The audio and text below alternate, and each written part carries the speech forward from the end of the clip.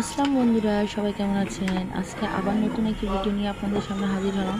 তো আমি আগে থেকেই নেহারি বানাচ্ছি আজকে। তো আগে থেকে আমি সবগুলা ক্লিন করে নিয়েছি।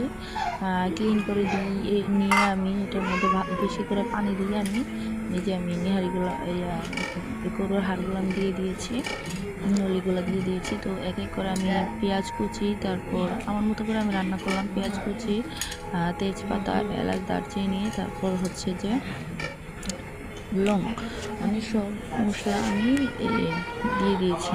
তো এখন আদা রসুন বাটা দিয়ে দিলাম এটার মধ্যেই। তারপরে হচ্ছে যে এক এক করে সব মশলা আমি দিয়ে দিয়েছি। তো আমি ভালো করে নেড়ে চেড়ে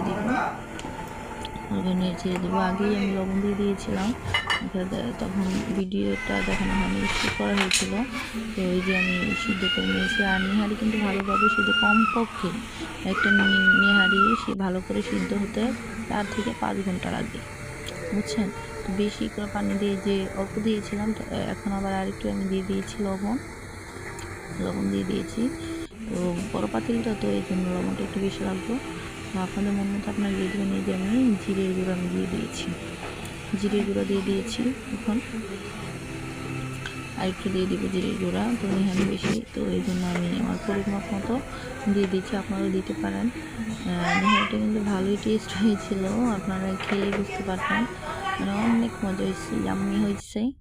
তো এই যে আমি করতে করতে অনেকের নেহারি সিদ্ধ হওয়ার প্রায় হয়ে গেছে। তো আমার মন মতো করে আমি রান্না করলাম আর কি।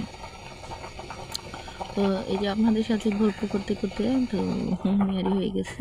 তো যারা নেহারি রান্না করতে পারেন না, খুব সহজেই আপনারা এভাবে একবার হলেও রান্না করে দেখতে পারেন। তো নেহারি হয়ে গেছে। তো আমি এক এক করে যে আমি বেরেস্তা দিয়ে দিলাম। এর আগে স্কিপ করা হয়েছিল, তেঁতুল আমি অল্প একটু নিয়ে ভালো করে ক্লিন করে এটা বিচি ছাড়িয়ে আমি দিয়ে দিয়েছি। তেঁতুল দিলে অনেক টেস্ট হয় আরও।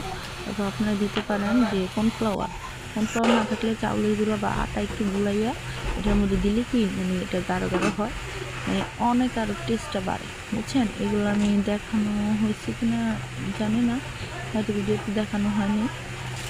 আপনারা এটা করেন, বুঝছেন? তো এটা করলে কি আরও নিহারির টেস্টটা দ্বিগুণ হয়ে যায়। দেখছেন কালার, কিন্তু কালারটা যেমনি হোক, কিন্তু নিহারিটা ভালোই টেস্ট হয়েছিল। তো আমি পেঁয়াজ সাদা তেলের মধ্যে দিয়ে পেঁয়াজ আমি বেরেস্তা করে এটার মধ্যে আমি দিয়ে দিব, নিহারিটা আমি বাগার দিয়ে দিব। তো যদি ভিডিওটি আপনাদের ভালো লেগে থাকে, কিছু আপনাদের নতুন নতুন ভিডিও পেতে চান, তাহলে আমাকে ফলো করে দেবেন, সাবস্ক্রাইব করে দেবেন ইউটিউব চ্যানেলে। আর ব্লগে হচ্ছে কমেন্ট, শেয়ার, লাইক করে দেবেন। টিকটকে